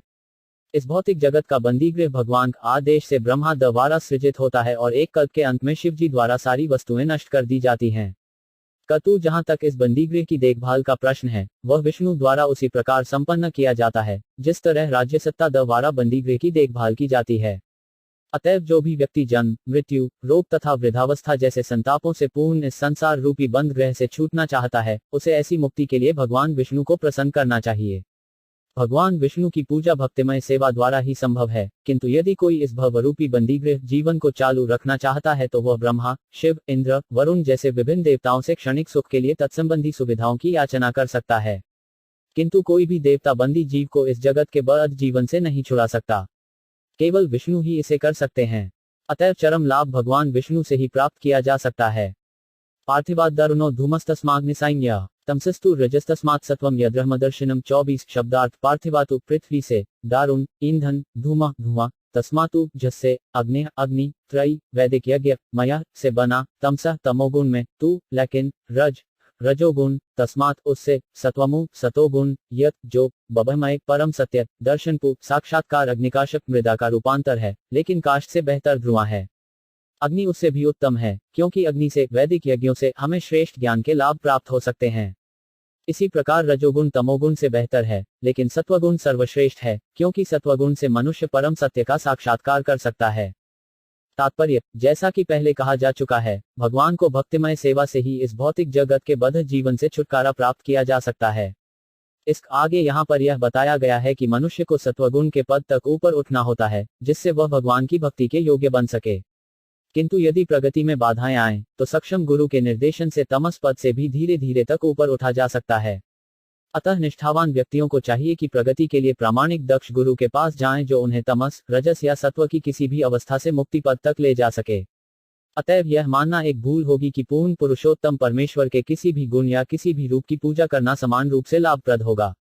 विष्णु के अतिरिक्त भौतिक शक्ति के वशीभूत होकर सारे भिन्नांश प्रकट होते रहते हैं। अतएव भौतिक शक्ति के विविध रूप जीव को उस सत्व के पद तक ऊपर उठने में मदद नहीं देते, जो अकेला ही मनुष्य को भव बंधन से छुड़ा सके। जीवन की असभ्य अवस्था या निम्न पशु जीवन तमोगुण द्वारा नियंत्रित होता है। मनुष्य की सभ्य अवस्था, जिसमें उसे नाना प्रकार के लाभों की कामना रहती है, रजोगुनी अवस्था है। इस अवस्था में भगवान की रचमात्र अनुभूति हो पाती है, जो दर्शन, कला तथा चारित्रिक एवं नैतिक सिद्धांतों से युक्त संस्कृति के रूप में प्रकट होती है, किंतु सतत गण इससे भी उच्चतर गुणावस्था है, जिससे परम सत्य के साक्षात्कार में वास्तविक सहायता मिलती है। दूसरे शब्दों में, ब्रह्मा, विष्णु तथा हर नामक अधिष्ठाता देवों की विभिन्न पूजा विधियों तथा उनसे प्राप्त होने वाले फलों में गुणात्मक अंतर होता है। भेजिरे मुनयो 5वां ग्रे भगवंत मधोर्जम सत्वम विशुद्धम क्षमाय कल्पते येडुनु ताने 25। शब्दार्थ भेजिरे की सेवा मुनियों ने अथ इस प्रकार अग्रय पूर्व काल में भगवंतम भगवान के प्रति अधोष जप अध्यात्म गुणातीत सत्वम अस्तित्व विशुद्ध मुक्त प्रकृति के तीनों गुणों से परे क्षेमाय परम लाभ प्राप्त करने के लिए कल्पते योग्य हैं ये जो अनुसरण करते हैं तानु वे इस संसार में पूर्व काल में समस्त महामुनियों ने भगवान की सेवा की, क्योंकि वे प्रकृति के तीनों गुणों से परे हैं। उन्होंने भौतिक परिस्थितियों से मुक्त होने के लिए और फलस्वरूप परम लाभ प्राप्त करने के लिए पूजा की। अतएव जो कोई इन महामुनियों का अनुसरण करता है वह भी इस भौतिक संसार में मोक्ष का अधिकारी बन जाता है। तात्पर्य, धर्माचरण का प्रयोजन न तो भौतिक लाभ प्राप्त करना है, न ही आत्मा और पदार्थ के अंतर को बताने वाले सरल ज्ञान को अर्जित करना है। धार्मिक अनुष्ठानों का चरम उद्देश्य अपने आप को भौतिक बंधन से छुड़ाना और उस दिव्य जगत में स्वतंत्रता का जीवन पुनः प्राप्त करना है, जहां भगवान ही प्रधान रहते हैं। अतएव धार्मिक नियमों का संचालन स्वयं भगवान द्वारा होता है तथा धर्म का उद्देश्य महाजनों अर्थात भगवान के अधिकृत प्रतिनिधियों के अतिरिक्त और कहीं नहीं जानता। भगवान के ऐसे 12 महाजन हैं, जो धर्म के उद्देश्य को जानते हैं और वे सभी भगवान को दिव्य सेवा में लगे रहते हैं। जो लोग अपना हित चाहते हैं, उन्हें चाहिए कि इन महाजनों का अनुसरण करें और उससे परम लाभ प्राप्त करें। मुमुक्षुओं घोर रूपान हित्वा भूतपतिनथ नारायणकला शांता भजंती हम्मसुयव 26 शब्दार्थ मुपक्षव गोक्षकमी व्यक्ति घोर भयानक रूपानु रूपों को हितवला त्याग कर भूतपतिनु देवतागण अथ इस कारण से नारायण भगवान कला स्वांशों शांता परम आनंद मत भजंती पूजा करते हैं ही निश्चय ही अनसूयब द्वेषरहित जो लोग मोक्ष के प्रति गंभीर हैं वे निश्चय ही द्वेषरहित होते हैं और सबका सम्मान करते हैं, किंतु फिर भी वे देवताओं के घोर रूपों का अस्वीकार करके केवल भगवान विष्णु तथा उनके स्वांशों के कल्याणकारी रूपों की ही पूजा करते हैं। तात्पर्य, पूर्ण पुरुषोत्तम भगवान श्री कृष्ण जो विष्णु कोटि के रूपों के मूल रूप हैं, वे दो भिन्न कोटियों में अपना विस्तार करते हैं, पूर्ण या समग्र अंश तथा भिन्नांश। भिन्नांश सेवक हैं और विष्णु वत्व के पूर्णांश सेव्य तथा पूज्य हैं। भगवान द्वारा शक्ति प्रदत्त सारे देवता भी भिन्नांश हैं, वे विष्णु तत्व की कोटि में नहीं आते। विष्णु वत्व वे पुरुष हैं जो भगवान के आदि रूप के ही समान शक्तिमान हैं और वे विभिन्न कालों तथा परिस्थितियों में भिन्न भिन्न कोटि की शक्तियां प्रदर्शित करते हैं। भिन्नांश सीमित शक्ति वाले होते हैं, उनमें विष्णु तत्वों की तरह असीम शक्ति नहीं होती। अतः विष्णु तत्वों भगवान नारायण के पूर्णांशों की गणना कभी भिन्नांशों के साथ नहीं करनी चाहिए। यदि कोई ऐसा करता है तो वह पाषंडी अर्थात पाखंडी होने का अपराध करता है। इस कलयुग में अनेक मूर्ख व्यक्ति ऐसा अवैध अपराध करते हैं और दोनों कोटियों को समान बताते हैं। ये विभिन्न अंश अपनी भौतिक शक्तियों के अनुसार विभिन्न पदों पर आसीन हैं, यथा काल भैरव, शमशान भैरव, शनि, महाकाली तथा चंडिका। इन देवताओं की पूजा वे ही लोग करते हैं जो तमोगुण की निम्नतम अवस्था में होते हैं। ब्रह्मा, शिव, सूर्य, गणेश तथा अन्य ऐसे ही देव उन लोगों द्वारा पूजे जाते हैं जो भौतिक भोग से प्रेरित होने के कारण रजोगुनी होते हैं, किंतु जो सचमुच सतोगुनी हैं, वे केवल विष्णु तत्वों की पूजा करते हैं। विष्णु तत्वों के अनेक नाम तथा रूप हैं, यथा नारायण, दामोदर, वामन, गोविंद तथा अधोषज। सुयोग्य ब्राह्मण शालिग्राम शिला द्वारा निरूपित विष्णु तत्वों की पूजा करते हैं और क्षत्रिय तथा वैश्य जैसे कुछ उच्चतर वर्ण के लोग भी सामान्यतया विष्णु तत्वी की पूजा करते हैं। सतोगुनी योग यतम ब्राह्मण कभी भी अन्यों की पूजा विधि से ईर्ष्या नहीं करते। वे अन्य देवताओं का पूर्ण आदर करते हैं, यद्यपि काल भैरव या महाकाली जैसे देवताओं का रूप अत्यंत भयानक है। वे यह अच्छी तरह जानते हैं कि परमेश्वर के ये सारे भयानक लक्षण विभिन्न परिस्थितियों में उनके विभिन्न सेवकों के रूप हैं, किंतु इतने पर भी वे देवताओं के भयानक तथा आकर्षक दोनों ही रूपों को त्याग कर केवल विष्णु रूपों पर ध्यान केंद्रित करते हैं, क्योंकि वे भौतिक जगत से मोक्ष पाने की उत्कट इच्छा रखते हैं। सारे देवता, यहाँ तक कि देवों में सर्वश्रेष्ठ ब्रह्मा तक, किसी को मोक्ष नहीं दिला सकते। हिरण्यकशिपु ने अमर होने के लिए कठोर तपस्या की थी, किंतु उसके पूज्य देव ब्रह्मा उसे वैसा वर देकर प्रसन्न नहीं कर सके। इसीलिए अत्तिर 7 का 5 तक विष्णु के अतिरिक्त अन्य कोई मुक्तिशाद या मुक्ति के प्रदाता भगवान नहीं कहलाते। सारे देवता भी भौतिक सृष्टि के अन्य जीवों की भांति इस भौतिक सृष्टि के संहार के समय नष्ट हो जाते हैं। जब वे स्वयं मुक्ति नहीं पा सकते तो फिर अपने भक्तों को वे किस तरह मुक्त दिला सकते हैं? ये देवता अपनी पूजा करने वालों को कुछ क्षणिक लाभ ही प्रदान कर सकते हैं, परम लाभ नहीं। यही कारण है कि मुमुक्षु जिन देवताओं की पूजा का परित्याग करत हैं, यद्यपि वे उनमें से किसी के प्रति असम्मान नहीं दिखाते।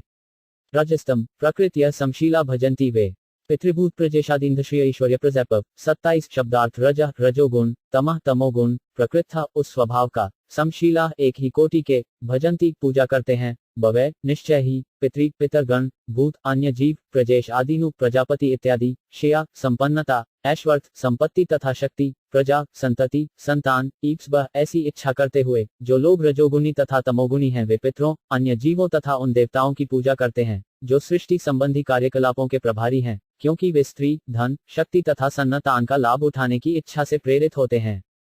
तात्पर्य, यदि मनुष्य भगवान के धाम को वापस जाने के बारे में गंभीर है तो उसे किसी भी कोटि के देवता की पूजा करने की कोई आवश्यकता नहीं है। भगवद गीता 7:20-23 में ऐसा स्पष्ट कहा गया है कि जो लोग भौतिक भोगों के पीछे पागल रहते हैं वे अपने क्षणिक लाभ के लिए विभिन्न देवताओं के पास जाते हैं, किंतु ऐसे लाभ तो अल्पज्ञों के लिए हैं। हमें कभी भी भौतिक भोग की इच्छा को प्रबल नहीं बनाना चाहिए। भौतिक भोग जीवन में उतना ही अपनाया जाए जितना जीवन की न्यूनतम आवश्यकताओं के लिए जरूरी हो, न उससे कम न ज्यादा। अधिक भौतिक भोग अपनाने का अर्थ है अपने आप को भौतिक संसार के कष्टों से अधिकाधिक बांधना। जो लोग भौतिकता में निमग्न हैं उन्हें अधिक धन, अधिक खस्त्रियां तथा झूठी कुलीनता जैसी वस्तुएं चाहिए, कईयों की वे विष्णु की पूजा से प्राप्त होने वाले लाभ से अनजान रहते हैं।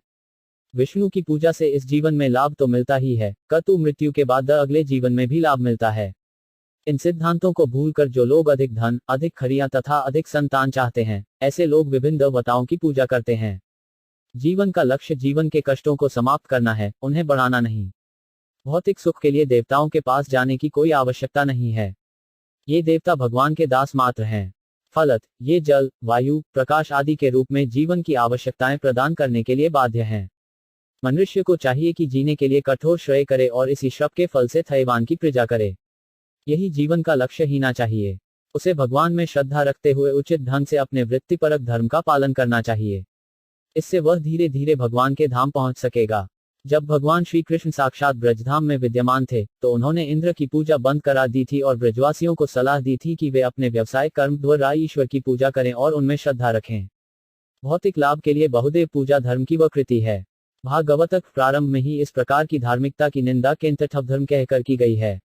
संसार में केवल एक ही धर्म है जिसका पालन हर एक को करना चाहिए और वह है भागवत धर्म, जो केवल पूर्ण पुरुषोत्तम भगवान की पूजा सिखाता है, अन्य किसी की नहीं। वासुदेव प्रा वेदा वासुदेव प्रा मखा वासुदेव प्रा योगा वासुदेव प्रा क्रिया 28 वासुदेव पर ज्ञान वासुदेव पर तप वासुदेव परो धर्मो वासुदेव प्रा गति 29 शब्दार्थ वासुदेव भगवान परा परम लक्ष्य वेदा प्रामाणिक शास्त्र जासुदेव भगवान परा पूजा करने के लिए मखा यज्ञ वासुदेव भगवान परा प्राप्त करने के साधन योगा यौगिक सामग्री वासुदेव भगवान के प्ररा उनके अधीन क्रिया सकौम कर्म वासुदेव भगवान परमु परम ज्ञानमु ज्ञान वासुदेव भगवान परम सर्वश्रेष्ठ तप तपस्या वासुदेव भगवान पर सर्वोच्च गुण धर्म धर्म वासुदेव भगवान परा अर्म गति जीवन का लक्ष्य प्रामाणिक शास्त्रों में ज्ञान का परम उद्देश्य पूर्ण पुरुषोत्तम परमेश्वर श्री कृष्ण है। यज्ञ करने का उद्देश्य उन्हें ही प्रसन्न करना है। योग उन्हीं के साक्षात्कार के लिए है। सारे सकौम कर्म अंततः उन्हीं के द्वारा पुरस्कृत होते हैं। वे परम ज्ञान हैं और सारी कठिन तपस्याएं उन्हीं को जानने के लिए की जाती हैं। उनकी प्रेमपूर्ण सेवा करना ही धर्म है। वे ही जीवन के चरम लक्ष्य हैं। तात्पर्य, इन 2 श्लोकों में पुष्टि हुई है कि एकमात्र भगवान श्री कृष्ण ही पूजा के पात्र हैं। वैदिक साहित्य का लक्ष्य भी यही है कि भगवान के साथ संबंध स्थापित किया जाए और यही वेदों हमारी भूली हुई प्रेममयी सेवा को पुनरुज्जीवित किया जाए। यही वेदों का सास तत्व है। इसी सिद्धांत की पुष्टि भगवान द्वारा भगवद्गीता में अपने ही शब्दों में इस प्रकार को गई है। वेदों का चरम उद्देश्य केवल उन्हें जानना है। सारे प्रामाणिक शास्त्र भगवान द्वारा श्री व्यासदेव के शरीर के रूप में अवतरित होकर भौतिक प्रकृति से बद्ध पतितात्माओं को भगवान श्री कृष्ण का स्मरण कराने के लिए निर्मित किए गए हैं। कोई भी देवता भौतिक बंधन से मुक्ति नहीं दिला सकता। यही समस्त वैदिक ग्रंथों का निर्णय है। निर्विशेषवादी, जिन्हें भगवान के व्यक्तित्व का ज्ञान नहीं होता, भगवान की सर्वशक्तिमत्ता को कम बताते हैं, कईयों की वे उन्हें भी अन्य समस्त साधारण जीवों के समान बताते हैं। इसी कारण से निर्विशेषवादियों को बड़ी ही कठिनाई से भौतिक बंधन से मुक्ति मिल पाती है। वे अनेक जन्मों तक दिव्य ज्ञान का अनुशीलन करने के बाद ही उनकी शरण में जा पाते हैं। कई यह तर्क कर सकता है कि वैदिक कर्म याज्ञिक अनुष्ठानों पर टिके हैं। यह सच है, किंतु ऐसे सारे यज्ञ वासुदेव की वास्तविक अनुभूति के लिए भी होते हैं। वासुदेव का अन्य नाम यज्ञ है और भगवद गीता में यह स्पष्ट कहा गया है कि सारे यज्ञ तथा कर्म यज्ञ या भगवान विष्णु को प्रसन्न करने के लिए ही किए जाने चाहिए। यही बात योग पद्धति पर भी लागू होती है।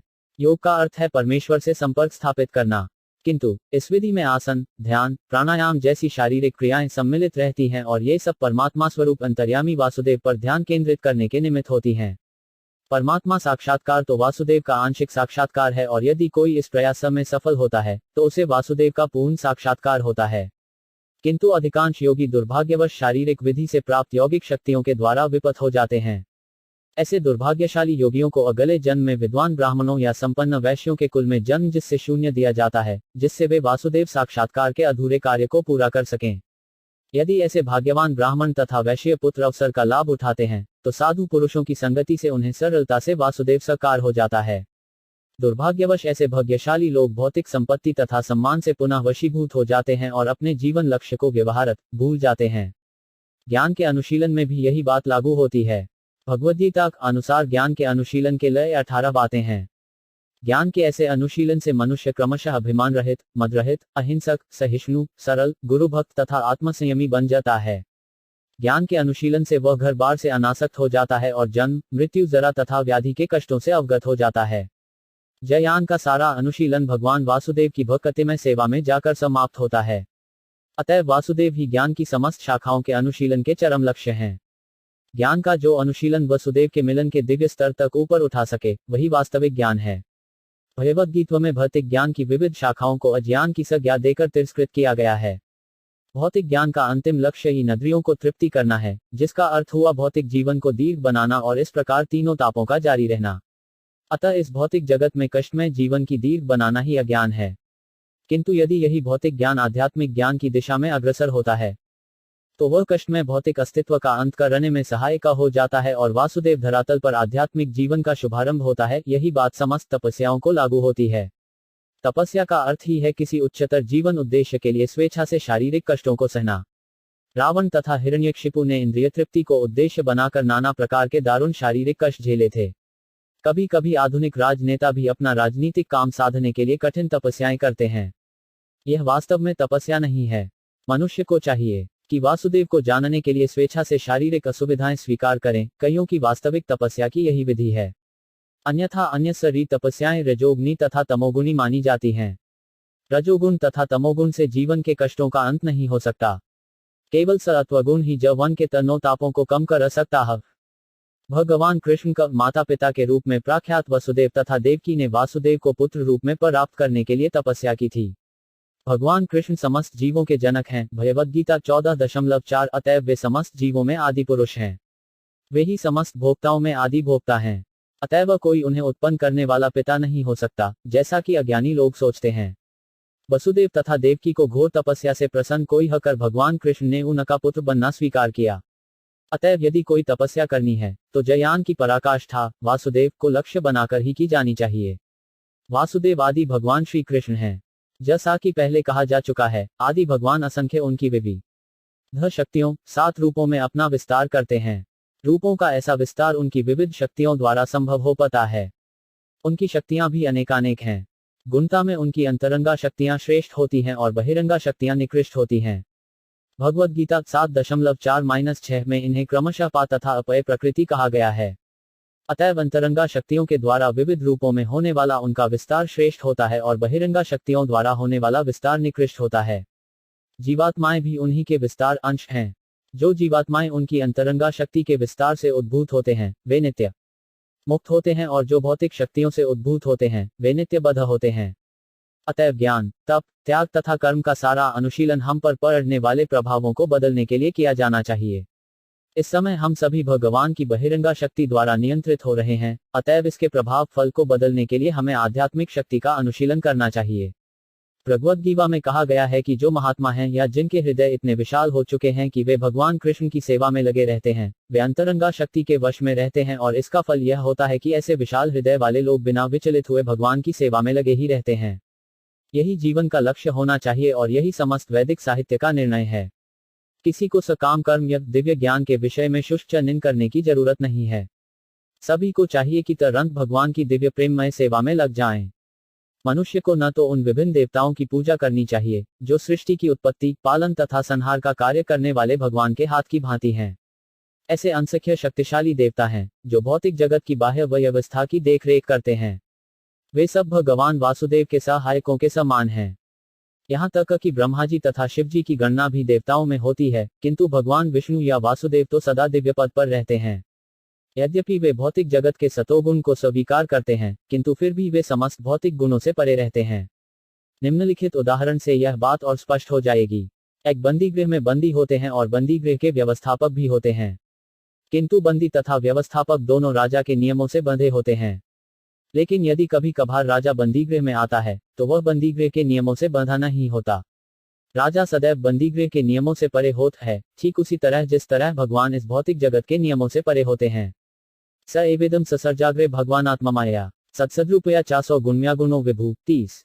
शब्दार्थ स वह एव ही एदम इस ससर्ज उत्पन्न किए गए, अग्रे पहले, भगवान आत्मा माया अपनी निजी शक्ति से, सतु कारण, असत प्रभाव, फल रूपों के द्वारा, च तथा असौ वही भगवान, गुण मत भौतिक प्रकृति के गुणों में, अगुण दिव्य विभू परम इस भौतिक सृष्टि के प्रारंभ में उन भगवान वासुदेव ने अपने दिव्य पद पर रहकर अपनी ही अंतरंगा शक्ति से कारण तथा कार्य की शक्तियां उत्पन्न की। तात्पर्य, भगवान की स्थिति सदैव दिव्य रहती है, क्योंकि भौतिक जगत की सृष्टि के लिए आवश्यक कारण कार्य शक्तियां भी उन्हीं के द्वारा उत्पन्न की गई हैं। अतएव वे भौतिक गुणों से अप्रभावित रहते हैं।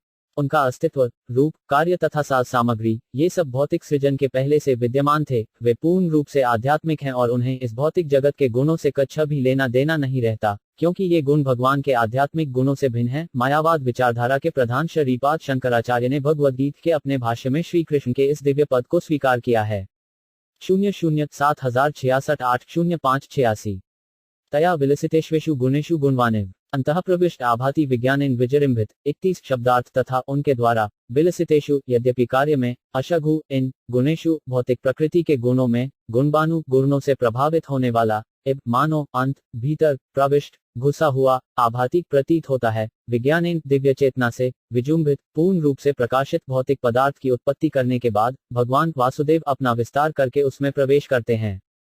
यद्यपि वे प्रकृति के गुणों में रहते हुए उत्पन्न जीवों में से एक जैसे लगते हैं, किंतु वे सदैव अपने दिव्य पद पर पूर्ण रूप से आलोकित रहते हैं। तात्पर्य, जीवात्माएं भगवान के विभिन्न अंश प्रत्यंश हैं और जो बद्ध जीवात्माएं जिससे आध्यात्मिक जगत में रहन लायक नहीं हैं, उन्हें इस भौतिक जगत में डाल दिया जाता है जिससे वे जी भरकर पदार्थ का भोग कर सकें परमात्मा के रूप में तथा जीवों के नित्य सखा के तौर पर। भगवान अपने किसी एक पूर्ण अंश के द्वारा जीवों के साथ रहकर उनके भौतिक भोगों में पथ प्रदर्शक बनते हैं और उनके सारे कार्यकलापों के साक्षी रहते हैं। जहां जीवात्माएं भौतिक भोग करते हैं, वहीं भगवान भौतिक वातावरण से प्रभावित हुए बिना अपने दिव्य पद पर बने रहते हैं।